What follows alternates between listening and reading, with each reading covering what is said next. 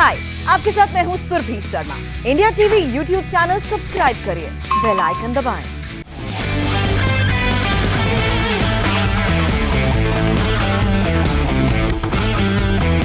नमस्कार, आज की बात में आपका स्वागत है। कोरोना से हमारे देश में हालात कितने खराब होते जा रहे हैं, ये सब जानते हैं। कोरोना कितना खतरनाक है, जानलेवा है, कितनी तेजी से फैल रहा है। आज भी 1,69,000 नए केसेस आए, ये सबको मालूम है।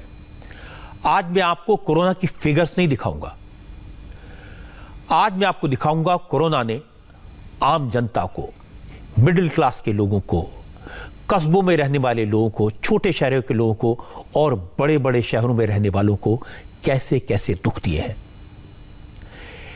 ऐसी ऐसी कहानियां जो डरावनी है, ऐसी ऐसी भयानक तस्वीरें कि देखने सुनने वालों का कलेजा फट जाए। किसी का इकलौता बेटा क्वारंटीन सेंटर में है, घर में पिता की मौत हो गई, पूरे गांव से कोई कंधा देने भी नहीं आया। कहीं मां की मौत हुई, बेटा शव वाहन के लिए इधर उधर घूमता रहा, नहीं मिला तो मां की लाश को रिक्शे पर लादकर खुद शमशान तक ले गया। दुमका में परिवार वाले बीमार को हॉस्पिटल ले गए, पहुंचते ही बीमार की मौत हो गई। कोरोना के डर से परिवार वाले लाश को वहीं छोड़कर भाग गए। 2 दिन तक लाश हॉस्पिटल में पड़ी रही। शमशानों का हाल यह है कि जिसकी मौत आज हुई है, उसके अंतिम संस्कार का नंबर 24 से 36 घंटे बाद आता है। शमशान में चिता की आग 24 घंटे जलती है, फिर भी लाशें खत्म होने का नाम नहीं लेती। बड़े बड़े शहरों में भी लोग बेहद परेशान हैं। दिल्ली के BL कपूर, होली फैमिली, अग्रसेन और विमेंस जैसे बड़े बड़े 17 प्राइवेट हॉस्पिटल्स में कोरोना के मरीजों के लिए एक भी बेड खाली नहीं है, सारे बेड भर चुके हैं। दिल्ली की अदालतों में काम करने वाले हाई कोर्ट के जज बड़ी संख्या में संक्रमित हुए हैं। आपको ये सारी बातें सुनकर स्थिति का एहसास तो होगा। डर प्रवासी मजदूरों में है। फिर से पिछले साल वाली तस्वीरें मुंबई, पुणे, सूरत जैसे शहरों से आने लगी हैं। रेलवे स्टेशन पर भीड़ है।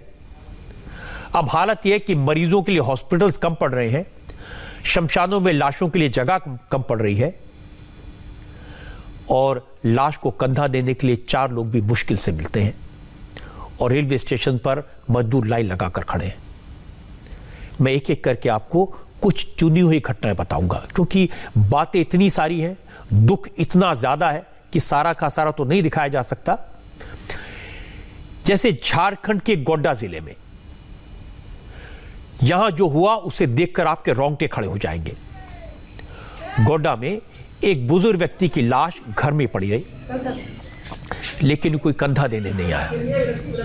करीलाल महतो के परिवार में पत्नी है, बेटा है, बहू है, पोता भी है, लेकिन फिर भी उसके शव को शमशान तक ले जाने वाला कोई नहीं था। असल में करीलाल का इकलौता बेटा कोरोना का मरीज है, बेटा हॉस्पिटल में है। इसी दौरान करीलाल की हार्ट अटैक से मौत हो गई।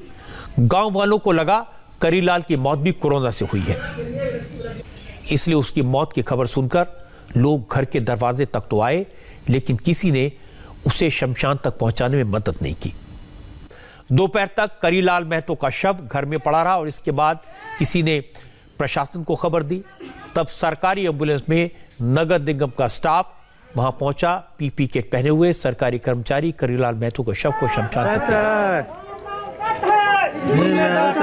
गए। सरकारी कर्मचारियों ने ही अंतिम संस्कार किया। राम नाम सत्य कहा। गांव वाले दूर खड़े देखते रहे, कोई करीब नहीं आया।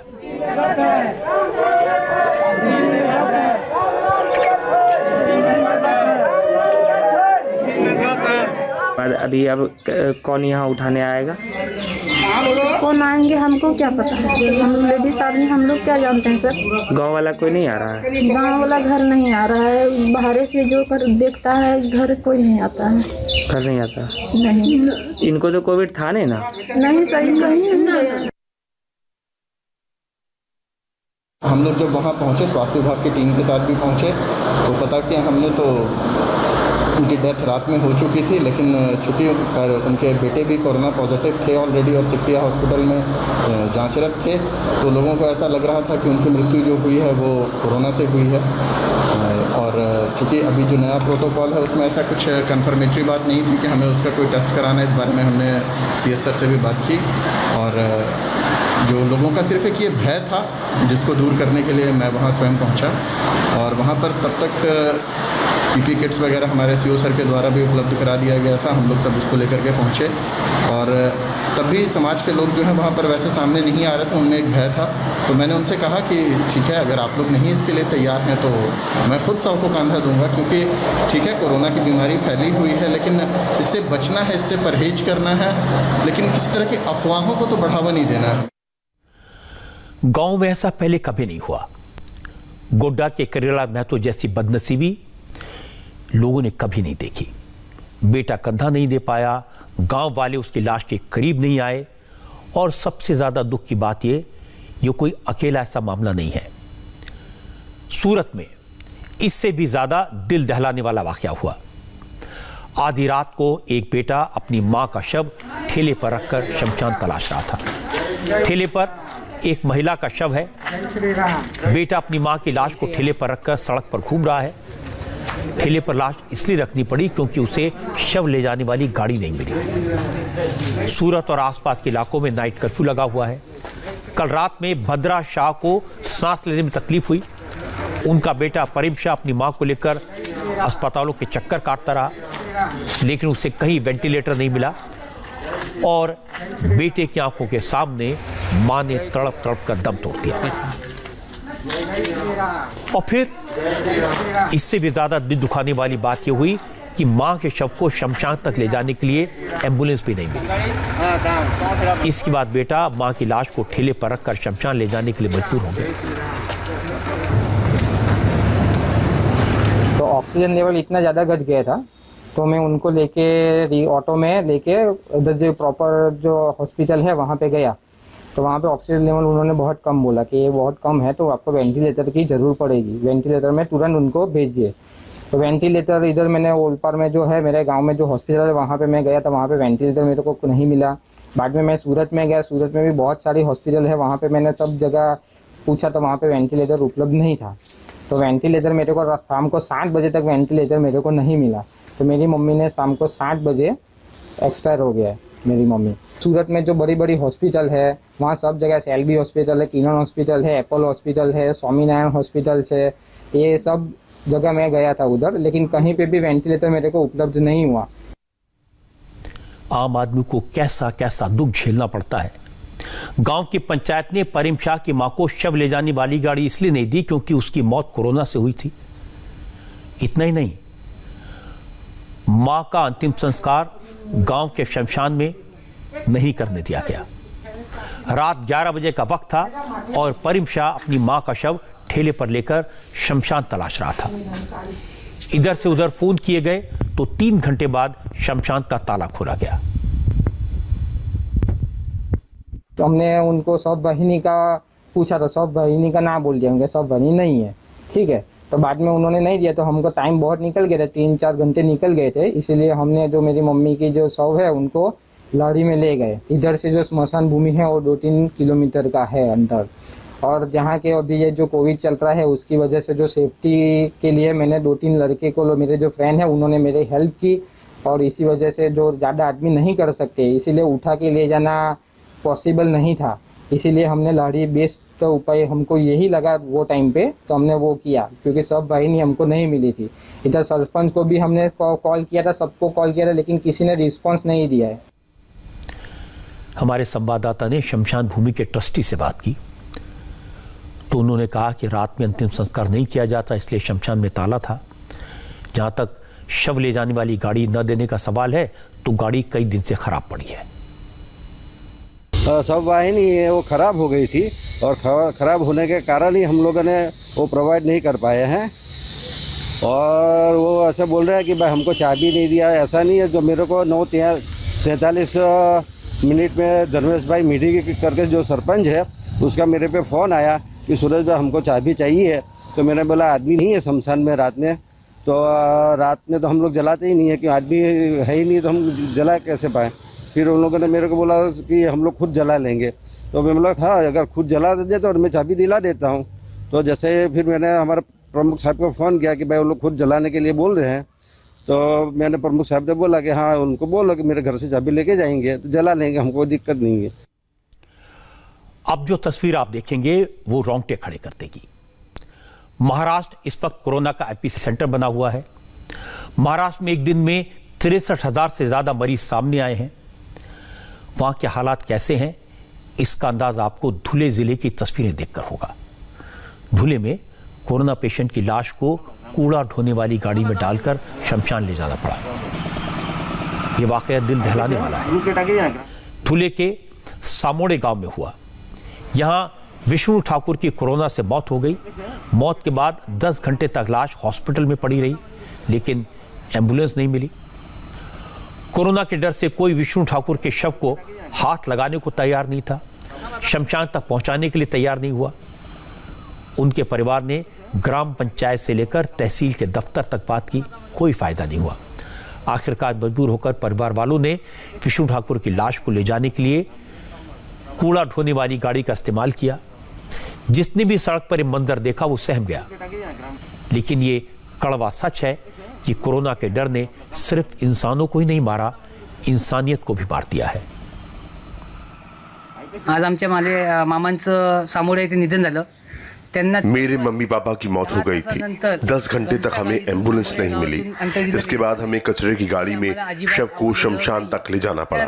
जाहिर है यह हमें बिल्कुल अच्छा नहीं लगा। ग्राम पंचायत से लेकर जिससे भी हमने बात की कोई काम नहीं आया। त्यांनी आम्हाला एम्बुलेंस अवेलेबल करून दिलेली नाही। ये कोरोना का कहर है जी, जिसने न सिर्फ जीने का तरीका बदला है, न सिर्फ मरने का तरीका बदला है, हमारी हजारों साल पुरानी परंपराओं को भी तोड़ दिया है। दुनिया के हर धर्म में शव के सम्मान की हिदायत दी गई है, लेकिन कोरोना ने मौत की गरिमा को खत्म कर दिया। क्या कभी किसी ने सोचा था कि बेटा ठेले पर मां की लाश को लेकर घूमेगा? क्या कोई सोच सकता था कि पूरे गांव में लाश को कंधा देने के लिए 4 लोग भी नहीं सामने आएंगे? कौन सोच सकता था कि लाश को कचरा ढोने वाली गाड़ी में डालकर शमशान पहुंचाया जाएगा? और सिर्फ इतना नहीं है कि शवों को शमशान तक पहुंचाने में दिक्कत हो रही है, जो शमशान पहुंच गए उनका अंतिम संस्कार भी रीति रिवाजों के मुताबिक सम्मान से नहीं हो पा रहा। इससे तस्वीरें आप देखेंगे तो सहम जाएंगे। हालत यह कि शमशानों में इतनी लाशें पहुंच रही हैं कि जगह कम पड़ गई है। शवों को जलाने के लिए ना तो जगह है, न लकड़ियां हैं। अंतिम संस्कार किया नहीं जा रहा, बस किसी तरह से निपटाया जा रहा है। मध्य प्रदेश में कोरोना से हालत खराब हुई है। सबसे ज्यादा मौतें भोपाल में हो रही हैं, और मैं आपको भोपाल के शमशान का हाल दिखाता हूं। पहले यहां 2-4 लाशें रोज आती थी, अब 40 से ज्यादा लाशें रोज पहुंचती हैं। इसलिए अब शवों को प्लेटफॉर्म के बजाय जमीन पर ही चिता बनाकर जलाया जा रहा है। जिसको जहां जगह मिल रही है वहीं पर थोड़ी बहुत लकड़ी इकट्ठा करके शव को जलाने के लिए मजबूर हो गए हैं। मौत पर आंसू बहाने का वक्त किसी के पास नहीं है। बस एक ही ख्याल दिमाग में है, किसी तरह अंतिम संस्कार हो जाए। अब जब शव जलाने के लिए जगह नहीं मिल रही तो फिर अंतिम संस्कार कोरोना प्रोटोकॉल के तहत हो, इसकी उम्मीद ही करना बेकार है। 2-4 लोग पीपी किट पहनकर दिखाई देते हैं, बाकी लोग बस मास्क लगाकर दिखाई देते हैं और अंतिम संस्कार की प्रक्रिया किसी तरह से बस संपन्न हो जाती है। एक तरफ शव जल रहे हैं, दूसरी तरफ बहुत सारी डेड बॉडीज एम्बुलेंस में अपनी बारी का इंतजार कर रही हैं। एम्बुलेंस में बैठे लोग इस बात की प्रतीक्षा कर रहे हैं कि जल्दी से जल्दी नंबर आए, अपनी एम्बुलेंस से शव को उतारें। हमारे संवाददाता अनुराग अमिताभ ने बताया, इससे पहले भोपाल में 1984 में गैस ट्रेजेडी के दौरान शमशान घाटों में इस तरह की तस्वीरें देखने को मिली थी। 1984 के बाद राजधानी भोपाल में शमशान घाट पर एक बार फिर वो भयानक मंजर दिखाई दे रहा है जो भोपाल ने गैस त्रासदी के मौके पर देखा था। और ये भयानक मंजर साफ तौर पर बता रहा है कि दरअसल कोरोना किस कदर फैल चुका है और तमाम जो लाशें हैं वो किस तरीके से आपको जो है विचलित कर सकती हैं। ये तस्वीरें देख सकते हैं। इस वक्त हम हैं भोपाल के सबसे बड़े विश्राम घाट भदभदा विश्राम घाट पर जो कोरोना प्रोटोकॉल के तहत जलाए जाने वाले शवों के लिए बनाए गए। और तस्वीरें आप देखें, ये एक के बाद एक यहाँ पर तकरीबन 12 चिताएं जलती दिखाई दे रही हैं। और ये जो आप सामने एक शव देख रहे हैं ये कोरोना गाइडलाइन के मुताबिक जलाए जाने वाले व्यक्ति का शव है। और इसके अलावा 12 शव जलने के अलावा आप देख सकते हैं एक के बाद एक कितनी यहाँ पर शव आ रहे हैं। कम से कम 6 से 7 चिताएं जो हैं वो पूरी तरीके से तैयार यहाँ पर की जा चुकी हैं। ये विश्राम घाट का पिछला हिस्सा है जहाँ पर प्रशासन ने इस तरीके से शवों को जलाने की जो है वो कवायद एक शुरू की है। 2 एकड़ का और भी हिस्सा जहाँ पर 30 से ज़्यादा जला जा रहे हैं। लकड़ियाँ देखिए किस तरीके से कम पड़ रहे हैं। सुबह से लेकर शाम तक तमाम जो कर्मचारी हैं वो सिर्फ इस तरीके से चिता को लगाने का ही काम करते नज़र आ रहे हैं। हालात ये हो चुके हैं कि कल भी तकरीबन 12 चिताओं को कल जलाने के लिए समय दिया गया है। भोपाल के विश्राम घाट शमशान में कल 49 लाशों का अंतिम संस्कार हुआ और इसके बाद भी लाइन खत्म नहीं हुई। तब शमशान घाट के मैनेजर ने 2 हॉस्पिटल्स को फोन किया, अपील की अब और डेड बॉडीज ना भेजें। ये औसतन यहाँ 7 से 10 मृतक देह प्रतिदिन आती थी। आज ये रेशो 35-40, कल की बात करें तो कल 49 बॉडी हो चुकी थी। जी। और आज सुबह से लगभग 20 से ज़्यादा हो चुकी हैं। हाँ। देखिए 49 कल बॉडी आई, 49 में से 39 कोरोना थी और 10 सामान्य मृतक देह थी। कोरोना गाइडलाइन का पालन नहीं कर पा रहे, बड़ी समस्या हम समझ सकते हैं। अंत जी वास्तविक बात करें अपन ईमानदारी से, आज ये 40 बॉडी एक दिन में जला रहे हैं। मैं आपसे पूछ रहा हूं, अपन 10 मिनट सामान्य स्थिति में खड़े हो रहे हैं तो हमसे खड़े नहीं होते बन रहा है इस सड़ी गर्मी में। आप बताइए पीपी किट पहन के कैसे काम कर पाएंगे, ये हम खुद तय करें। आपको लोगों को मना भी करना पड़ रहा है कि हाँ, कल आइए। हम जैसे कल की बात करें तो शाम को 7 बजे के बाद हमने चिरायू हमीदिया में हाथ जोड़ के उनसे निवेदन किया कि अब अगली मृतक देह आप अगले दिन भेजें। ये सिर्फ एक शहर की कहानी नहीं है, हर जगह यही हाल है। लखनऊ में शमशान कम पड़ने लगे हैं। एक दिन में 4000 से ज़्यादा केसेस मिल रहे हैं। मरने वालों की तादाद तेज़ी से बढ़ी है। लखनऊ में 2 इलेक्ट्रॉनिक क्रेमेटोरियम है, लेकिन इतनी लाशें आ रही हैं कि अब इलेक्ट्रिक क्रेमेटोरियम में भी लकड़ी की चिताएं जलाने को मजबूर होना पड़ा है। इसके बाद भी लाशों को लेकर आ रहे एम्बुलेंस का सिलसिला थम नहीं रहा। लखनऊ में 2 विद्युत शवदाह है, एक है बैकुंठ धाम जो हमारे सामने दिखाई दे रहा है और दूसरा गुल्लाला। इनमें कुल मिला के 3 मशीनें लगी हैं और उनमें से भी एक मशीन बीच बीच में खराब हो जा रही थी। उसका नतीजा ये हो रहा था कि कोरोना से जो लोग अपनी जान गंवा रहे थे उनका अंतिम संस्कार करने में 12-12, 24-24 घंटे तक लग रहे थे। टोकन दिया जा रहा है यहाँ पर, तो हालात बहुत ख़राब हैं। जो कोरोना से जिनकी मौत हुई है उनका अंतिम संस्कार नहीं हो पा रहा, घर वाले वैसे ही परेशान हैं और उसमें अंतिम संस्कार ना हो पाने से उनकी तकलीफ़ें और बढ़ गई हैं। तो अब कुछ एक टेम्परेरी यहाँ इंतज़ाम किया गया है कि ऐसे भी लकड़ी से भी शव लाए जा रहे हैं।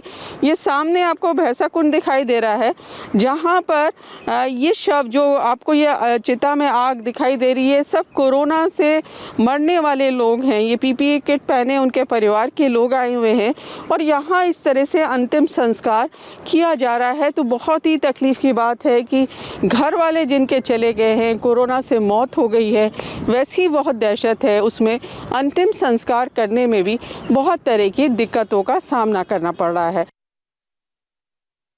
अंतिम संस्कार में यहाँ पर आए तो उन्होंने कहा 19 नंबर चल रहा है और 1 घंटे में एक वो होता है सौदाहन होता है। तो 19 घंटे इंतजार, 29 घंटे इंतजार के बाद, लेकिन बहुत उनसे खुशामद करने के बाद उन्होंने जो है मिट्टी को पीछे जो है लकड़ियों पे दहन कर दिया है। दिक्कत का टाइम बहुत वेट हो रहा है। हम लोग सुबह से इंतजार कर रहे हैं, अब जाके नंबर लकड़ी जलाने का मिला है। ज़्यादा परेशानी हो रही है? मैडम सबसे ज़्यादा परेशानियाँ एक ही मशीन है इलेक्ट्रिकल। मशीनों की संख्या बढ़ानी चाहिए इनको, क्योंकि एक बॉडी जलने में 1 घंटा लगता है और 24-25 नंबर टोकन बढ़ चुका है ऑलरेडी। टोकन बढ़ रहा है जी, तो 25-25 घंटे इंतजार करने के बाद बॉडी सौदा हो पा रही है। तो इसलिए गवर्नमेंट को चाहिए कि हम कम से कम मशीनों की संख्या तो बढ़वाएं। अब मैं आपको सूरत का हाल दिखाता हूं। सूरत गुजरात के उन जिलों में है जो कोरोना से सबसे ज़्यादा इफेक्टेड है। शव जलाने के लिए जगह कम पड़ गई है। जो बड़े शमशान घाट हैं वहाँ 24 घंटे लगातार शव जलाए जा रहे हैं। हालांकि हिंदू धर्म में मान्यता है कि सूर्यास्त के बाद शव नहीं जला चाहते हैं, दाह संस्कार नहीं किया जाता, लेकिन कोरोना ने सारे नियम कायदे, सारी मान्यताएं, परंपराएं तोड़ दी हैं। 24 घंटे शव जलाने के बाद भी शमशान में जगह नहीं रही। अंतिम संस्कार के लिए 10 से 15 घंटे इंतजार करना पड़ रहा है। इसलिए नए शमशान बनाए जा रहे हैं। आप जो तस्वीरें इस वक्त देख रहे हैं वो सूरत के पाल इलाके की हैं। 15 साल पहले यहाँ बने शमशान को बंद कर दिया गया था, लेकिन अब इसे दोबारा तैयार किया जा रहा है। जेसीबी मशीन लगाकर जमीन को समतल किया जा रहा है। शव जलाने के लिए प्लेटफॉर्म बनाए जा रहे हैं। लकड़ियां इकट्ठी की जा रही हैं। सूरत के लिबायत इलाके में भी एक नया शमशान बनाया गया है। हालांकि ये अंडर कंस्ट्रक्शन है, लेकिन यहाँ शव जलाना शुरू हो गया है। 6 प्लेटफॉर्म बनाए गए हैं, 3 कोविड और 3 नॉन कोविड पेशेंट्स के लिए। 3 दिन में यहाँ 30 से 35 लोगों के शव जलाए गए। जरा सोचिए कोरोना ने क्या हालत कर दी है। अंडर कंस्ट्रक्शन शमशान में दाह संस्कार करना पड़ रहा है। हमारे संवाददाताओं ने जिस तरह की दिल दहलाने वाली तस्वीरें आज भेजी हैं, जिन घटनाओं की खबर दी है, उन्हें कवर करना आसान नहीं होता। मौत का तांडव देखना और फिर उसकी भयावहता को आप तक पहुंचाना मुश्किल काम है। जब अपने परिवार के लोग साथ छोड़कर भाग जाते हैं, जब गांव वाले कंधा देने को तैयार नहीं होते, नाते रिश्तेदार नजर नहीं आते, ऐसे वक्त में शमशान जाकर वहां का हाल दिखाना काफी कठिन होता है। और दिल पर पत्थर रखकर यह कठिन काम हमारे संवाददाता कर रहे हैं, ताकि आप तक सच पहुंचाया जा सके। शमशान तो वो जगह है जहां पर उम्मीद खत्म हो जाती है, लेकिन हॉस्पिटल में तो लोग जिंदगी की आस लेकर जाते हैं। हमारे रिपोर्टर्स ने हॉस्पिटल्स में जाकर वहां का हाल देखा, तो यहां हाल और भी बुरा है। लोगों का दर्द देखा नहीं जाता। हॉस्पिटल पर इतना ज्यादा भार है कि पूरा सिस्टम चरमरा गया है। बेड्स की बात तो छोड़ दीजिए, जिसे जहां जगह मिल रही है वहीं मरीज को बैठाकर इलाज हो रहा है। किसी को कुर्सी पर बैठाकर ऑक्सीजन दी जा रही है, तो किसी को गैलरी में लिटाकर। बहुत सारे स्ट्रेचर तो हॉस्पिटल की लॉबी में लगे हुए हैं। मुंबई के जाने माने लीलावती हॉस्पिटल की तस्वीरें देखकर आप हैरान रह जाएंगे।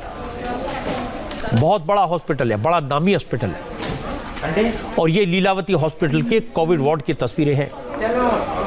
लीलावती हॉस्पिटल ने 8th फ्लोर पर कोविड वार्ड बनाया है, कोविड आईसीयू बनाया है, लेकिन मरीजों की तादाद इतनी ज्यादा है कि सारे इंतजाम नाकाफी हो रहे हैं। कोरोना का वार्ड भर चुका है, एक भी बेड खाली नहीं है। मजबूरी में हॉस्पिटल प्रशासन ने लॉबी में ही बेड लगा दिए, जिससे कम से कम इलाज तो शुरू हो सके। लीलावती के हॉस्पिटल के डॉक्टर्स बताते हैं कि 8th फ्लोर की लॉबी में पेशेंट के लिए बेड इसलिए लगाए गए क्योंकि उन्हें लगा कि लोग बहुत उम्मीद लेकर लीलावती आए थे।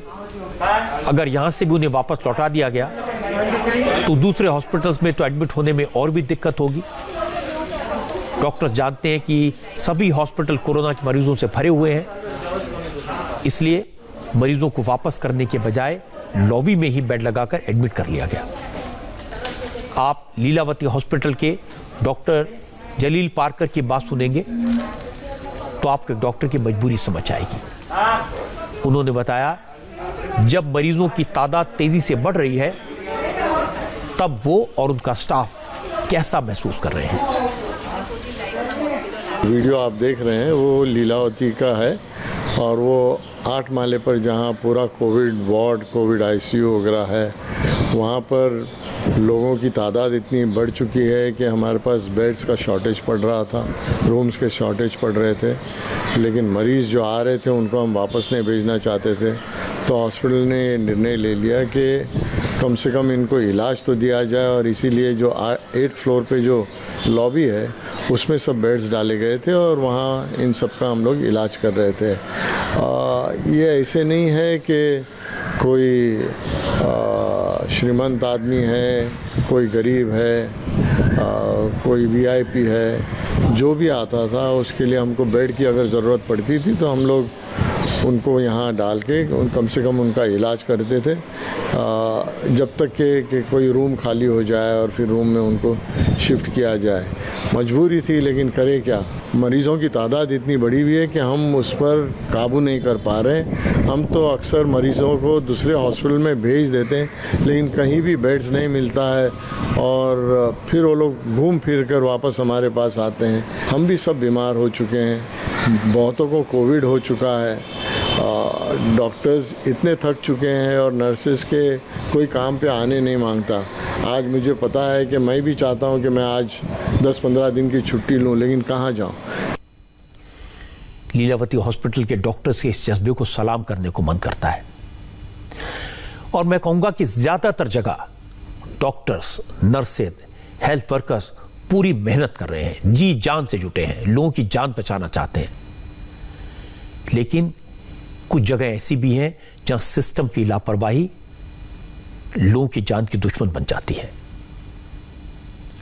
अहमदनगर में मेडिकल स्टाफ ने वक्त पर ऑक्सीजन सिलेंडर नहीं बदला, 15 मिनट तक ऑक्सीजन की सप्लाई बंद हो गई और 2 लोगों की जान चली गई।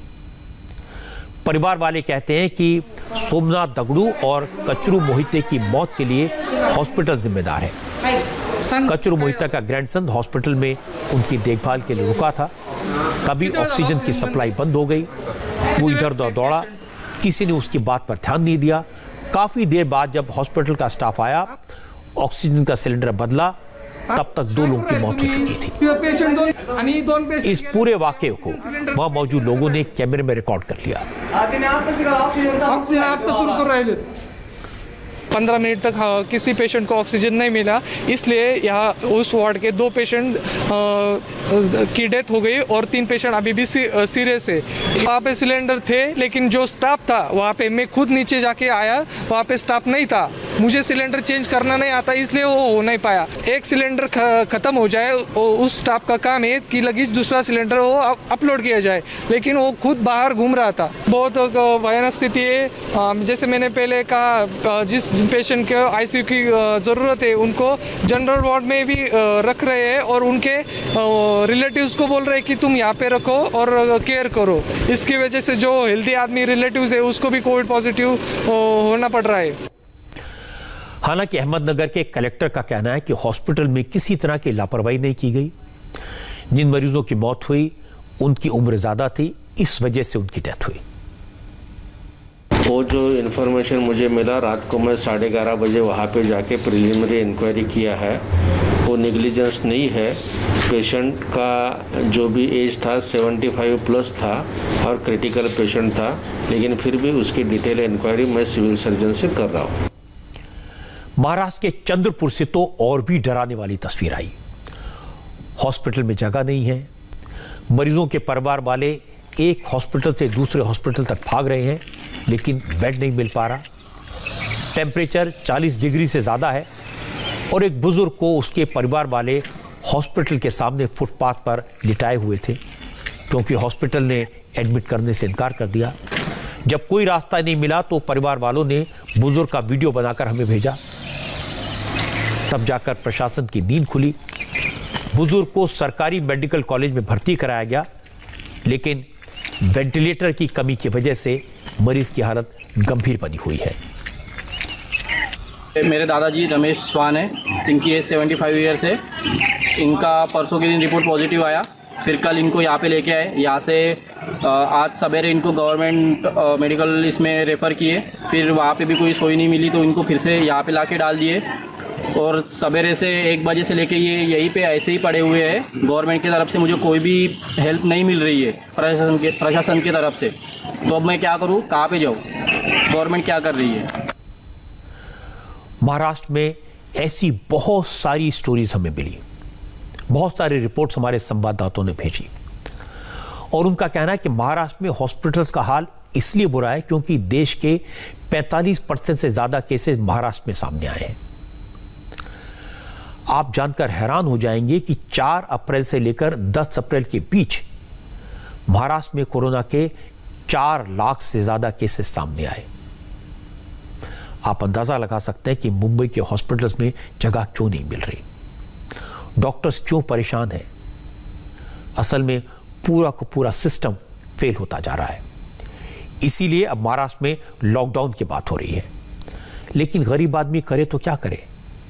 एक तरफ कोरोना का वायरस उसकी जान लेने पर तुला है, अस्पताल में जगह नहीं है, दूसरी तरफ यह डर सता रहा है कि अगर लॉकडाउन लगा तो फिर काम नहीं मिलेगा, 2 वक्त की रोटी कहां से लाएंगे। मजदूरों में लॉकडाउन का खौफ कितना ज्यादा है यह मैं आपको दिखाऊं इससे पहले 35 सेकंड का एक स्पॉन्सर मैसेज। आखिर क्या हैं वो फीचर्स जो इंडिया टीवी लाइव ऐप को बनाते हैं सबसे अलग, सबसे बेहतर, और जिसने दिलाया इसे देश की सबसे इनोवेटिव न्यूज ऐप का खिताब। चलिए देखते हैं। बेहद साफ आवाज में टेक्स्ट टू स्पीच जो पढ़कर सुनाए आपको आपके इंटरेस्ट की न्यूज आपकी भाषा में भी। शानदार वॉइस सर्च फीचर जिससे आप जाने कोई भी खबर केवल अपनी एक आवाज पर, और दिन और रात के लिए अलग मोड जो रखे आपकी आंखों का भी ख्याल। अब इंडिया टीवी हर वक्त। आगे बढ़ने से पहले जरूरी बात आपके साथ शेयर करना चाहता हूं। अब इंडिया टीवी देखने के लिए यह जरूरी नहीं है कि आप घर पर टीवी के सामने बैठे हों। अब इंडिया टीवी आपके साथ साथ चलता है। बस इंडिया टीवी ऐप आपके फोन में होना चाहिए, फिर आप कहीं भी हो, गाड़ी में हो, मेट्रो में, ट्रेन में, हर जगह लाइव खबरें, लेटेस्ट न्यूज देख सकते हैं इंडिया टीवी ऐप पर। इंडिया टीवी ऐप को डाउनलोड करना भी बहुत आसान है।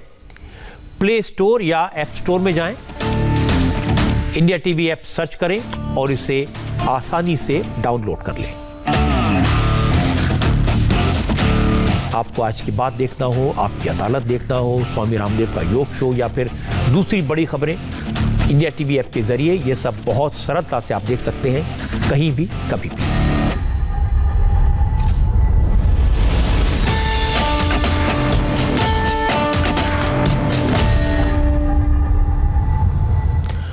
कोरोना के खौफ का एक और असर साफ दिखाई दे रहा है। मुंबई से, पुणे से, सूरत से मजदूरों का पलायन शुरू हो गया है। इन शहरों से चलने वाली ट्रेनों में जगह नहीं मिल रही। कोरोना प्रोटोकॉल की वजह से बिना कंफर्म टिकट के किसी को प्लेटफॉर्म पर घुसने नहीं दिया जा रहा, इसलिए स्टेशन के बाहर लंबी लंबी लाइनें लगी हैं। रोजाना हजारों मजदूर मुंबई से वापस यूपी और बिहार लौट रहे हैं। हजारों परिवार सामान बांधकर स्टेशन पहुंच गए हैं क्योंकि उन्हें डर है कहीं लॉकडाउन न लग जाए, कहीं फिर से ट्रेन बंद ना हो जाए, कहीं फंस न जाए। इसलिए अब ये लोग वो मुसीबत नहीं झेलना चाहते जो पिछले साल उठाई थी। हालांकि रेलवे की तरफ से इन मजदूरों को बार बार राहत देने की कोशिश हो रही है। आज तो रेलवे की तरफ से मुंबई से लौट रहे मजदूरों को पानी की बोतल भी दी गई, लेकिन लोगों की संख्या के सामने पानी की बोतल्स कम पड़ गई और लूट मच गई। आप तस्वीरें देखेंगे तो आपको मजदूरों की बेबसी और उनकी तकलीफ का एहसास होगा। पानी की बोतल मिल जाएगी। ये दृश्य आप देख रहे हैं वो इन मजदूरों की मजबूरी को बयां कर रहा है, इनकी तकलीफों को बयां कर रहा है कि कैसे एक 10 रुपए 20 रुपए की पानी की बोतल के लिए देखिए यहाँ पर किस तरह से जो है धक्का मुक्की यहाँ पर हो रही है। ये बताता है कि कितने ज़्यादा परेशान ये लोग हैं और चाहते हैं कि सरकार उनके लिए कोई व्यवस्था करे। लॉकडाउन लगा देना आसान है, लेकिन इस लॉकडाउन के साथ ही में जो परेशानियां आती है, खास तौर पे इस तरह से जो दिहाड़ी मजदूर है वो प्रतिदिन का खाने के पैसे कमाते और खाते हैं, उन लोगों पर अब जो है भूखे मरने की नौबत आई। और यहाँ पर अब ऐसा पानी की बोतल के साथ ही जो है उसे हासिल करने के लिए यहाँ पर इस तरह से एक तरह से पूरी भीड़ मजदूरों की जो है वो उमड़ पड़ी और चाहते किसी तरह से जो है यहाँ पर उन्हें जो पानी की एक बोतल मिल जाए, पानी की एक बोतल के लिए इतना बड़ा संघर्ष यहाँ पर होना, ये दिखाता है कि मुंबई में हालात मजदूरों के कितने ज़्यादा ख़राब हो गए हैं। और अब रेल विभाग जो है वो किसी तरह से इन प्रवासी मजदूरों को टिकट तो भले ही नहीं दे पा रहा है, जिनके पास टिकट्स नहीं है, लेकिन कम से कम पानी देकर जो है उन्हें उनकी जो परेशानी उसे थोड़ा सा कम करने की कोशिश यहाँ पर कर रहे हैं। तो भूखे प्यासे मर रहे हैं और गांव जाने के लिए कोई कुछ साधन ही नहीं है। हम लोग इतना भीड़ लगी है कब से 3 दिन से, गांव धूप में मर रहे हैं, कभी पुलिस का डंडा खा रहे हैं, ऐसा ही हो रहा है सर। हम लोग कैसे करेंगे? अभी 3 दिन से ऐसा है, टिकट नहीं है कुछ भी, कैसे जाएंगे सर गांव? नहीं तो पेट में 2-3 दिन हो गया, खाना खाए 2 दिन। जब यही हम लोग आ रहा है पूछने के लिए जो सर टिकट हम लोग को मिलेगा कि नहीं, तो सर डायरेक्टली बोल रहा है जो यहीं से भागो नहीं तो मारूंगा, यहीं से भागो नहीं तो मारूंगा। तो हम लोग किसको पास जाऊंगा जो भाई हम लोग का घर जाना है? सपोर्ट कौन करेगा सर, आप ही बताइए। हम लोग किसकी भरोसा में यहीं से जाऊंगा घर? प्यासा मर रहा हूँ सर, कोई ध्यान नहीं दिया जा रहा है सर। हम लोग के ऊपर टिकट भी नहीं मिल रही सर। वेटिंग के लिए तो मान ही नहीं है, बोलते हैं वेटिंग में जा नहीं रहे, तो भी नहीं सुन रहा है सर। बहुत प्रॉब्लम है सर। 3 दिन से हम लोग यहाँ पे पड़े हैं सर जी, बिना खाए बिना पिए, न तो भूख लगती सर, न तो प्यास लगती सर, पानी पी के ओनली जिंदा है सर। इतना गर्मी का महीना है सर। तो सरकार की गाइडलाइन जारी है, हम लोग फॉलो कर रहे हैं सर। हमारे बारे में तो कुछ सोचे सर, हम कोई ऑप्शन बचे तो उसके फॉलो करें ना। हमें तो कुछ बताया जाए कि हाँ आगे ऐसा सुविधा दी जाएगी आपको सर, उसका कोई जिक्र ही नहीं है। बस सरकार की गाइडलाइन को फॉलो करो, गाइडलाइन को फॉलो करो। कब तक? वैसे लॉकडाउन को लेकर मजदूरों की आशंका गलत नहीं है, क्योंकि महाराष्ट्र सरकार में शामिल तीनों पार्टियां घुमा फिरा कर लॉकडाउन की बात कर रही हैं। बस सवाल इतना बचा है कि लॉकडाउन 2 हफ्ते का लगेगा या फिर 1 हफ्ते का। मुख्यमंत्री उद्धव ठाकरे इस मुद्दे पर महाराष्ट्र की सभी पॉलिटिकल पार्टी से बात कर चुके हैं, मंत्रियों की राय ले चुके हैं, कोविड टास्क फोर्स के साथ भी बात कर चुके हैं। टास्क फोर्स ने तो चीफ मिनिस्टर को सलाह दी है कि कम से कम 14 दिन का कंप्लीट लॉकडाउन लगाया जाए ताकि कोरोना की चेन को तोड़ा जा सके। हालांकि उद्धव ठाकरे ने फिलहाल फाइनल फैसला नहीं किया है। महाराष्ट्र सरकार ने स्टेट बोर्ड के 10वीं और 12वीं के एग्जाम्स को पोस्टपोन कर दिया है। लॉकडाउन का ऐलान करने से पहले महाराष्ट्र सरकार इस बात पर विचार कर रही है कि लॉकडाउन से जिन लोगों की रोजी रोटी पर असर पड़ेगा उन्हें राहत कैसे पहुंचाई जाए। कोरोना का नंबर तो बढ़ता जा रहा है और परिस्थिति गंभीर है, बहुत चिंता का विषय ये है। तो हमारे साथ सब पक्ष के लोगों के साथ, नेता लोगों के साथ माननीय मुख्यमंत्री महोदय ने तो बात की है, चर्चा की है और उस पर डिसीजन लेने की प्रोसेस अभी शुरू है। ऐसा दिखता है कि इसके लिए SOP बनाना चाहिए, कैसा करने का है। गरीब लोगों की मदद का कोई डिसीजन हो सकता है कि ये भी देखना जरूरी है। तो इस पर माननीय मुख्यमंत्री महोदय और हमारी टीम जो है लोगों की, अधिकारी लोगों की, वो निर्णय कर रही है। सच्चाई यह है कि कांग्रेस और NCP ने लॉकडाउन का फैसला उद्धव ठाकरे पर छोड़ दिया है। दोनों पार्टियां इसकी जिम्मेदारी अपने सिर पर नहीं लेना चाहती। कांग्रेस के कुछ नेता कह रहे हैं कि 8 दिन से ज्यादा का लॉकडाउन ठीक नहीं होगा। NCP के नेता कह रहे हैं कि उद्धव ठाकरे जो फैसला करेंगे पार्टी उसको सपोर्ट करेगी, लेकिन फैसला लेने से पहले वो ये जरूर सोचें कि लोगों के नुकसान की भरपाई कैसे करेंगे। टास्क फोर्स का कहना है कि कम से कम 14 दिन का लॉकडाउन तो जरूरी है। इस चक्कर में उद्धव ठाकरे कंफ्यूज्ड है और इस कंफ्यूजन के कारण हालात दिन ब दिन बिगड़ते जा रहे हैं और मजदूरों का पलायन किस तरह से हो रहा है ये तो आपने देखा ही है। इसकी वजह से भी महाराष्ट्र की सरकार फैसला लेने में रुक रही है। दिल्ली में भी हालत कोई अच्छी नहीं है। पिछले 24 घंटे में 11,491 नए केसेस सामने आए हैं, 72 लोगों की मौत हुई है। यानी दिल्ली में हर घंटे कोरोना से 3 लोगों की मौत हो रही है। सरकार ने फिगर्स जारी करके ऐलान कर दिया है कि 17 बड़े प्राइवेट हॉस्पिटल्स में कोरोना के मरीजों के सारे बेड फुल हैं। किसी मरीज को एडमिट करने की जगह नहीं है। वेंटिलेटर कम पड़ रहे हैं। ऑक्सीजन की डिमांड मैक्सिमम है। इसके बाद भी लापरवाही कम नहीं हो रही। कल से नवरात्र शुरू हो रहे हैं, इसलिए अचानक फूलों की डिमांड बढ़ गई है। और आज सुबह गाजीपुर की फूल मंडी का हाल आप देखेंगे तो आपको अंदाजा लगाना मुश्किल हो जाएगा कि दिल्ली में कोरोना का कोई डर है भी या नहीं। कितना बढ़ जाता है रेट? फूल मंडी में पहुंची भीड़ में सोशल डिस्टेंसिंग तो बहुत दूर की बात है, बहुत सारे लोगों ने मास्क भी नहीं लगा रखा था।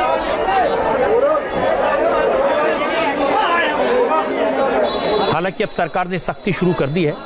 जो लोग बार बार समझाने के बाद भी मास्क नहीं पहन रहे, उनसे जुर्माना वसूला। आज नई दिल्ली रेलवे स्टेशन पर जो भी लोग बिना मास्क के दिखे, पुलिस ने उनका 2000 रुपए तक का चालान काट दिया। पुलिस मास्क पहनने के लिए अनाउंसमेंट कर रही है, लोगों को मास्क बांट भी रही है, लेकिन इसके बाद भी जो लोग नहीं सुनते उनका चालान काटा जाता है।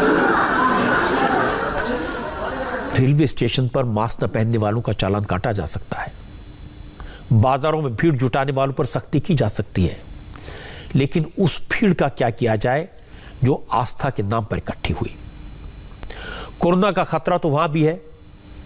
हरिद्वार में कुंभ चल रहा है, लाखों की भीड़ जुटी है। परेशानी की बात है कि साधु संतों और भक्तों के साथ साथ कोरोना भी कुंभ के मेले में पहुंच गया है। पिछले 24 घंटे में महाकुंभ में 6 बड़े साधु संत कोरोना पॉजिटिव मिले हैं। इनमें अखिल भारतीय अखाड़ा परिषद के अध्यक्ष महंत नरेंद्र गिरी भी शामिल है। Kumbh Mela police control room के मुताबिक शाम 6 बजे तक कुल 31 लाख भक्तों ने स्नान किया। सोचिए, 31 लाख की भीड़ में कॉन्ट्रैक्ट ट्रेसिंग के बारे में कौन सोच सकता है। आज जो रिपोर्ट्स मैंने आपको दिखाई, उनसे एक बात तो समझ आती है कि गरीब आदमी पर, मिडिल क्लास के लोगों पर हर तरफ से मार है। कोरोना के शिकार हो गए तो हॉस्पिटल में बेड मिलना मुश्किल है, बेड मिल गया तो ऑक्सीजन मिलना मुश्किल है, अगर मर गए तो शमशान पहुंचना मुश्किल, और किसी तरह शमशान पहुंच गए तो दाह संस्कार होना मुश्किल। न कोई अपना साथ देता है, न कोई पराया दिलासा देता है। अगर शहर में रहे तो लॉकडाउन का डर सताता है, ट्रेन पकड़कर गांव पहुंच गए तो काम क्या करेंगे ये ख्याल डराता है। मैंने आज भी कई एक्सपर्ट से बात की है, उनका कहना है कि अगर लोग 4-5 हफ्ते भी सख्ती से प्रोटोकॉल का पालन करें, मास्क लगाएं, दूरी बनाएं, तो केसेस पर काबू पाया जा सकता है, चेन को तोड़ा जा सकता है। जहां तक वैक्सीन का सवाल है, तो यह कहना बहुत आसान है कि वैक्सीन सबके लिए खोल देनी चाहिए। अगर 18 साल से कम उम्र के सब लोगों को वैक्सीन लगानी हो तो हमारे देश में 100 करोड़ लोगों को वैक्सीन लगाने के लिए 200 करोड़ वैक्सीन की जरूरत होगी। और जानते हैं, अगर पूरी दुनिया में जितनी वैक्सीन बन रही है वो सारी खरीद ली जाए तो भी ये पूरी नहीं पड़ेंगी। हालांकि वैक्सीन को लेकर आज एक अच्छी खबर आई है। आज ही वैक्सीन मामले की एक्सपर्ट कमेटी ने भारत में रूस की वैक्सीन स्पुतनिक 5 के इमरजेंसी इस्तेमाल की इजाजत दे दी है। यानी जल्दी ही देश में तीसरी वैक्सीन के तौर पर स्पुतनिक का इस्तेमाल शुरू हो जाएगा। राजनीति की बात करते हैं। इलेक्शन कमीशन ने ममता बनर्जी के चुनाव प्रचार करने पर 24 घंटे का बैन लगाया है। क्यों लगाया यह बैन, इसकी बात ब्रेक के बाद। चुनाव के मैदान से ताजा खबर यह है कि ममता बनर्जी अब अगले 24 घंटे तक इलेक्शन कैंपेन नहीं कर पाएंगी। आज इलेक्शन कमीशन से ममता बनर्जी के इलेक्शन कैंपेन पर कल रात 8 बजे तक रोक लगाने का ऑर्डर मिला। ममता बनर्जी ने चुनाव रैलियों के दौरान मुसलमानों से वोट न बंटने देने की अपील की थी।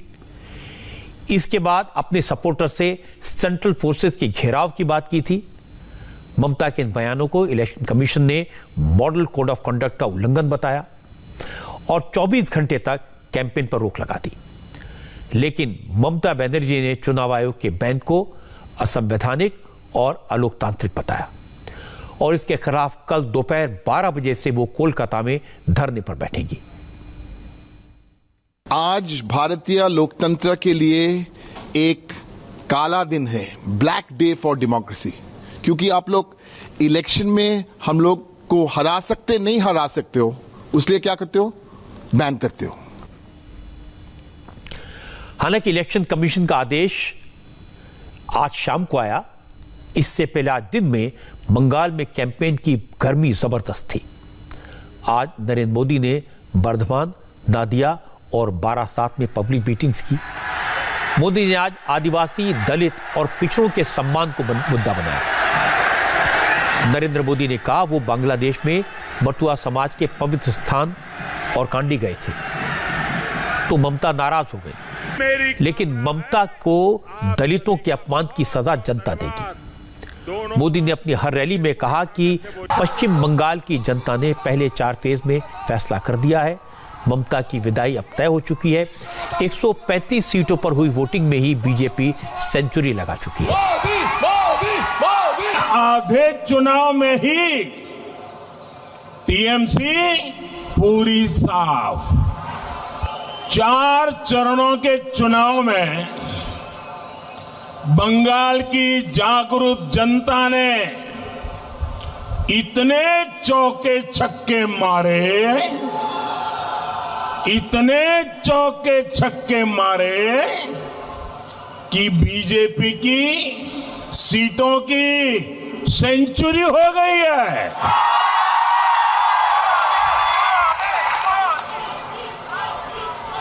जो आपके साथ खेला करने की सोच रहे थे, उन्हीं के साथ खेला हो गया है। अब आप बताइए, ये दीदी आपसे गुस्सा होगी या नहीं होगी? एक तो नंदीग्राम में बंगाल के लोगों ने दीदी को क्लीन बोल्ड कर दिया, यानी बंगाल में दीदी की पारी समाप्त हो चुकी है। नरेंद्र मोदी ने जिस अंदाज में ममता दीदी कहा, बार बार दीदी कहा, वो पूरे बंगाल में छा गया। सोशल मीडिया पर इसकी चर्चा हुई और जगह जगह बच्चे मोदी के अंदाज में दीदी दीदी कहते दिखाई दिए। लेकिन जवाब देने में ममता कम नहीं है। मोदी को दीदी ने क्या जवाब दिया, ये दिखाएंगे ब्रेक के बाद। आज ममता बनर्जी ने मोदी के साथ साथ इलेक्शन कमीशन पर भी उंगली उठाई। उन्होंने कहा कि बंगाल में वोटिंग के दिन मोदी रैली करते हैं। बंगाल में इलेक्शन के वक्त मोदी बांग्लादेश में मतुआ समुदाय के मंदिर ओराकांडी जाते हैं, लेकिन इलेक्शन कमीशन को ये सब बातें नहीं दिखाई देती।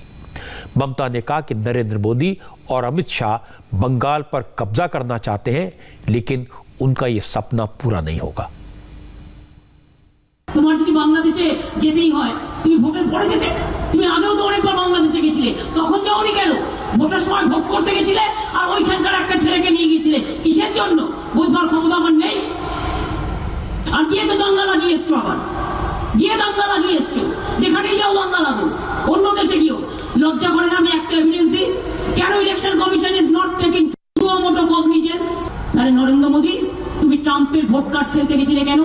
আর তুমি বাংলাদেশে গিয়ে বা বেঙ্গলের ভোট কার্ড কেন খেলতে গেছো? বলো, তোমার কেন হবে না ভিসা ক্যান্সেল? তোমার তো অবশ্য আগে একবার ক্যান্সেল হয়েছিল, লজ্জা নেই, তোমার ভিসা ক্যান্সেল হবে না?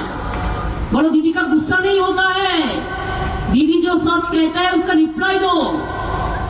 हमको कुछ कहना है तो मैंने रिप्लाई दे दिया पब्लिक मीटिंग में, आपको कुछ कहना है तो आप रिप्लाई दो। रिप्लाई क्यों नहीं देते? इस वक्त ममता बनर्जी और नरेंद्र मोदी दोनों ये साबित करने की कोशिश कर रहे हैं कि बंगाल में जीत उन्हीं की होगी, जिससे उनके सपोर्टर्स का जोश बरकरार रहे और वो डरे नहीं। हाय, आई एम सुरभि शर्मा। खबरों से अपडेट रहने के लिए India TV YouTube channel subscribe करिए, साथ में बेल आइकन जरूर दबाएं। जुड़े रहें इंडिया टीवी के साथ।